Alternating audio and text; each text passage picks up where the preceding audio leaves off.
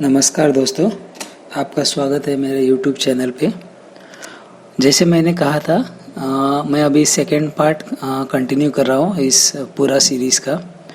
तो ये सीरीज़ में हम देखेंगे कि एक मोटर में वाइंडिंग का डिफेक्ट है, पर वो मैगर और मल्टीमीटर से डिटेक्ट नहीं होता है। ये बहुत ही इंटरेस्टिंग पार्ट है। तो चलिए शुरू करते हैं। तो इस वाइंडिंग को हम क्या करेंगे, फर्स्ट ऑफ ऑल इसे मीटर से चेक करेंगे। इसका जो वाइंडिंग का जो फेस टू फेस जो रेजिस्टेंस है वो पहले चेक करेंगे। तो यहाँ पे आप देख सकते हो, मैं एक फेस चेक कर रहा हूँ जिसका रेजिस्टेंस लगभग 0.7 0.8 के आसपास आ रहा है। तो एक फेस तो हमको मिल गया 0.7। अब सेकेंड फेज चेक करते हैं। तो सेकेंड फेज 0.9 0.8 के आसपास है, तो इसे भी 0.8 कंसिडर करते हैं। अब चेक करते हैं हमारा तीसरा फेज। ये देखिए तीसरा फेज भी 0.8 है, देखिए 0.7 0.8 है। तो ऑन एवरेज इसे 0.8 ओम्स मान लेते हैं। तो अभी हमारे तीनों फेस जो U, V और W तीनों फेस के रेजिस्टेंस बैलेंस है 0.8 ओम्स। तो ये मल्टीमीटर के टेस्ट से तो ये तो प्रूव हो गया कि हमारा जो मोटर का वाइंडिंग है उसका बैलेंस रेजिस्टेंस बैलेंस है। अब चेक करते हैं कि कहीं अगर मोटर का जो वाइंडिंग है वो फेस टू फेस शॉर्ट है या नहीं है। तो इसके लिए अब हम चेक करेंगे मोटर के वाइंडिंग का फेस टू फेस अगर वो शॉर्ट है या नहीं है। तो ये देखिए अभी मीटर को कंटिन्यूटी पे रख दिया। तो ये देखिए एक कॉमन रख के बाकी सब में चेक करेंगे कि कहीं पे शॉर्ट है या नहीं। ये शॉर्ट दिखाएगा क्योंकि ये इसी का फिनिश एंड है एक कॉइल का। ये देखिए एक को कॉमन रख के बाकी की सब चेक करेंगे तो ये तो शॉर्ट दिखाएगा। नेक्स्ट वन देखिए, ये देखिए ये सही है, ये भी सही है। अब थर्ड देखेंगे, ये शॉर्ट दिखाएगा, ये उसका फिनिश कॉइल है तो ये शॉर्ट है। अभी देखते हैं कि अगर वो वाइंडिंग बॉडी के साथ शॉर्ट है या नहीं है। तो ये देखिए हमारे मोटर की जो वाइंडिंग है वो बॉडी के साथ भी शॉर्ट नहीं है, वो भी सही से है। ये देखिए तो अभी हमें यहाँ ये दिखने को मिल रहा है कि हमारा मोटर की जो वाइंडिंग है वो फेस टू फेस शॉर्ट नहीं है, फेस टू बॉडी भी शॉर्ट नहीं है और उसका रेजिस्टेंस भी 0.8 ओम्स में बैलेंस है। लेकिन ये केस में ये कंप्लेन आई थी कि ये मोटर ट्रिप हो रहा है बार बार। तो मीटर या मैगर से तो कुछ दिखाने वाला नहीं है इसमें, क्योंकि सब कुछ तो बैलेंस दिखा रहा है और अच्छा दिखा रहा है। तो अभी थर्ड लास्ट ऑप्शन है हमारे पास, वो है विजुअल इंस्पेक्शन। तो अगर आप विजुअल इंस्पेक्शन भी देख लेते हैं और एकदम सही दिख रही है वाइंडिंग। ये मोटर काफ़ी नया है, ज़्यादा घंटा चला नहीं है, लगभग 50 से 100 घंटे चला रहेगा। एकदम ब्रांड न्यू वाइंडिंग है और आप देख सकते हो उसका वाइंडिंग एकदम, यहाँ पे डस्ट वगैरह कुछ भी नहीं है। लेकिन ये वाइंडिंग में एक छोटी सी फॉल्ट है जो बहुत डिफ़िकल्ट थी आइडेंटिफाई करने के लिए। वो नॉर्मली ऐसे दिखती नहीं है, लेकिन इसकी वाइंडिंग जो वाइंडिंग है वो जली हुई थी। तो मैं आपको दिखाता हूँ ये वाइंडिंग इसकी कहाँ पे जली थी।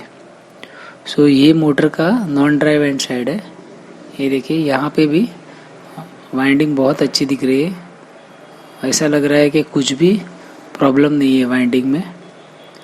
लेकिन जब आप उसको बहुत ध्यान से देखोगे वाइंडिंग की ओवरहैंग के ऊपर के साइड में, अब अगर आप ध्यान से देखोगे तो उसमें एक कॉइल जो है वो एकदम गर्म हो गई है और जल गई है।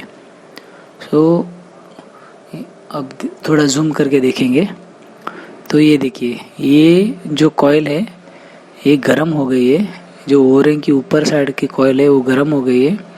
ये ऊपर से देखने से कुछ उसका प्रॉब्लम दिखाई नहीं देता है, लेकिन आप जब ध्यान से देखोगे ये वायर, ये जो कॉइल है वो गर्म होके उसकी जो धागा रहता है जिसे बांधते हैं हम, वो मेल्ट हो गया है। ये देखिए, मेल्ट होने से ये देखिए इसका जो कॉपर का जो कंडक्टर है वो एक कंडक्टर टूट गया है यहाँ से, और उसके नीचे आप देख सकते हो वो कॉइल के एक दो कंडक्टर पूरे काले हो गए हैं। सो अब क्वेश्चन हमारा ये है कि ये हुआ कैसे। ब्रांड न्यू मोटर है, कुछ भी प्रॉब्लम नहीं था, ओवरलोड नहीं था, कुछ नहीं था, फिर भी ये सिंगल कंडक्टर कैसे जल गया। तो इसका एक सिंपल सा रीज़न है, और ये जो प्रॉब्लम है वो 100 में से 2 मोटर में आती है। ये बहुत रेयर प्रॉब्लम है, 100 में से 2 मोटर में आएंगे। तो अभी आप स्क्रीन पे देख रहे हो ये कॉपर कंडक्टर है जिससे हम मोटर की कॉइल बनाते हैं, और ये कॉइल बना के हम मोटर के स्लॉट्स में डाल देते हैं। तो ये देखिए, ये है कॉपर का हमारा कंडक्टर। जैसे आप देख रहे हैं, देखिए इसका एकदम फिनिशिंग बहुत अच्छा है। ये क्या होता है, हर कॉपर का कंडक्टर जो रहता है उसके ऊपर एक इंसुलेशन का एक लेयर चढ़ाया हुआ रहता है। उसके ऊपर एक इंसुलेशन का लेयर चढ़ाया हुआ रहता है, और उसके बाद उसका हम कॉइल बना के मोटर में डालते हैं। मोटर का जो स्टेटर हमारा रहेगा उसमें डालते हैं। उसके बाद हम उसको वार्निश करते हैं, और उसके बाद हम उसको एक एपॉक्सी जेल कोट अप्लाई करते हैं उस पर। तो क्या होता है, ये जो हमारा कंडक्टर कॉपर कंडक्टर है उसको 3 प्रोटेक्टिव लेयर आ जाते हैं उसके ऊपर। लेकिन अगर बेस लेवल पे अगर वो कॉपर कंडक्टर का जो बेसिक इंसुलेशन है वो अगर डैमेज हो गया, जब हम वाइंडिंग करते हैं उस टाइम या उसको भरने के टाइम, स्टेटर कोर में भरने के टाइम अगर वो डैमेज हो गया तो इस टाइप के प्रॉब्लम आते हैं। तो ये देखिए, यहाँ पे मैंने जो कॉपर कंडक्टर है उसको थोड़ा सा उसको छील लिया है। ये देखिए, उसका जो लेयर है, जो इंसुलेशन का जो फर्स्ट लेयर रहता है कॉपर के ऊपर, उसको मैंने छील दिया है। ये देखिए, ये दोनों कंडक्टर को मैंने छील दिया है। ये कब होगा, जब हमारा जो वाइंडर है वो कॉइल बनाता है, या जब वो कॉइल को स्लॉट्स में भरता है, उस टाइम पे ये पंचर कॉइल में हो सकता है। सो अगर ये पंचर हुआ है और वाइंडर ने गलती से अगर इसी कॉइल को स्टेटर में डाल दिया, तो क्या होगा, जब ये मोटर चलेगा तो ये इसी जगह पे वो लोकली कॉइल गर्म हो जाएगा, और जब वो गर्म होगा तो इसी जगह पे वो गर्म होके शॉर्ट हो जाएगा। तो ये फॉल्ट को आप मीटर से या मेगर से बहुत बार नहीं डिटेक्ट कर सकते हो, क्योंकि एक तो ये बॉडी से अगर कांटेक्ट हुआ है तो ठीक है, अगर नहीं हुआ है तो मेगर से पता नहीं चलेगा, और वैसे फेस टू फेस अगर शॉर्ट हुआ है, अगर हुआ है तो ठीक है, अगर नहीं हुआ तो पता नहीं चलेगा। सो मैं आशा करता हूँ कि आपको मेरा ये वीडियो पसंद आया होगा।